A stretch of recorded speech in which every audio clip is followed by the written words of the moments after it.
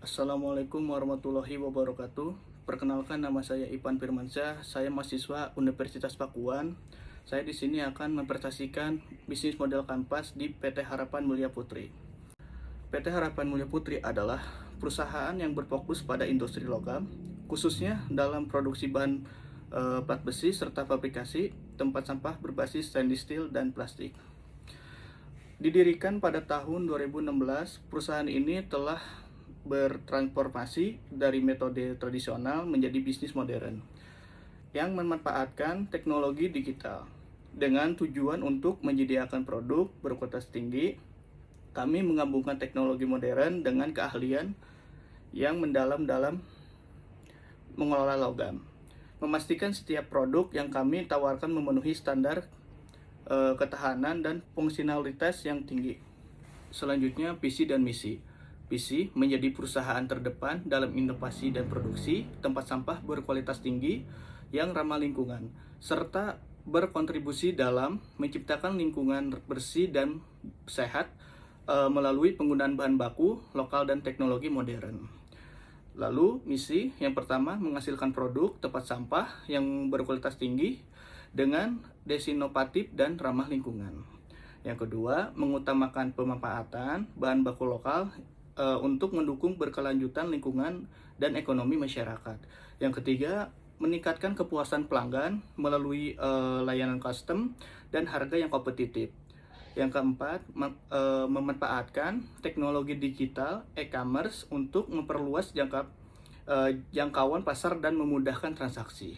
Yang kelima, memperdayakan karyawan dengan meningkatkan keterampilan dan kemampuan mereka dalam menghadirkan produk yang berkualitas. Lanjut, dokumentasi. Produk kami yang pertama ini ada studding asre kotak bubuan kotak yang berukuran 50 liter sampai 80 liter. Yang sebelah kanan tong sampah stainless steel 3-in-1 gabung dari berukuran 50 sampai 80 liter. Yang sebelah kanan ini ada bak kontainer dari berukuran 6 kubik sampai 12 kubik. Yang sebelah kanan ini ada tong sampah plastik dari 100 liter, 120 liter sampai 240 liter. Lalu di sini ada bahan plastik kain 1, kapasitas 50 liter sampai 80 liter. Bisa tiang tanam dan tiang pindah. Lalu yang sebelah kanan ini ada tong sampah custom 3-in-1 permintaan sesuai requestan dari customer. Bisa dicat atau di cutting. Selanjutnya, customer segment. Yang pertama, rumah tangga. Biasanya rumah tangga ini mengambil pengguna plastik atau stainless steel yang ringan dan ekonomis. Yang kedua, perkantoran dan korporasi. Biasanya pengguna stainless steel atau interior modern. Yang ketiga, pemerintah daerah. Biasanya ngambil proyek tong sampah yang untuk fasilitas umum yang kayak seperti 3-in-1 dari bahan plastik. Yang keempat, industri berat. Menggunakan tong sampah logam dan plat besi untuk lingkungan ekstrim. Yang kelima, pusat perbelanjaan dan restoran. Biasanya pusat perbelanjaan restoran yang membutuhkan tong sampah yang berbuat dari bahan stainless seperti estetis dan tahan lama. Lalu ada value proposition. Yang pertama, plastik. Contohnya seperti kayak ringan, ekonomis, dan mudah dibersihkan. Yang kedua, stainless steel. Desainnya lebih elegan, tahan lama, dan anti karat. Yang ketiga, plat besi. Seperti kokoh dan cocok untuk area publik dengan intensitas penggunaan tinggi. Yang keempat, logam dan tahan tinggi, cocok untuk lingkungan yang ekstrim seperti pabrik atau industri yang berat. Yang kelima, custom. Pelanggan biasanya dapat memilih bahan berukuran dan fitur sesuai kebutuhan. Yang keenam, ramah lingkungan. Produk dari bahan daur ulang dan berkelanjutan. Ada channel saluran. Yang pertama, penjualan online. marketplace seperti Tokopedia, Shopee, Lazada, website resmi, media sosial. Yang kedua, penjualan offline, toko peralatan rumah tangga, supermarket, dan pameran produk. Yang ketiga, proyek tender, kerjasama dengan pemerintah atau korporasi besar. Yang keempat, kampanye digital, promosi melalui Instagram, TikTok, dan Facebook. Yang kelima, edukasi langsung, workshop atau seminar tentang pengolahan sampah. Selanjutnya, customer relationship atau hubungan pelanggan. Yang pertama, edukasi dan kesadaran. Contohnya seperti kampanye pentingnya memilah tong sampah melalui media sosial dan workshop. Yang kedua, layanan pelanggan. Dukungan teknis, konsultasi produk dan klaim garansi. Yang ketiga, komunitas loyal. Membuat komunitas pencipta lingkungan untuk menjaga hubungan jangka panjang. Revenue stream atau arus pendapatan. Yang pertama, penjualan langsung produk tong sampah plastik, stainless steel, plat besi, dan logam. Yang kedua, proyek pengadaan, contohnya seperti tender dengan pemerintah. Yang ketiga, layanan berlangganan, maintenance atau penggantian produk untuk pelanggan korporat. Yang keempat, penjualan aksesoris seperti contohnya stiker pemilah sampah, pedal cadangan, atau tutup pengganti. Yang kelima, workshop dan pelatihan, mengedukasi masyarakat tentang pengolahan sampah. Aktivitas kunci. Yang pertama, desain produk, menciptakan tong sampah yang kuat, fungsional, dan estetis sesuai kebutuhan pelanggan.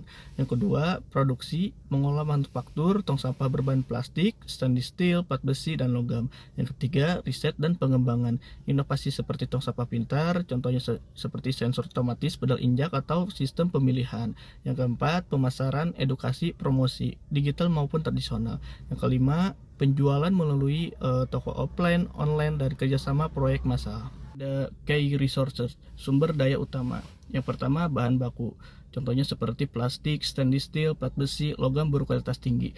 Yang kedua, fasilitas produksi, mesin pencetak plastik, pemotong logam, dan peralatan lainnya.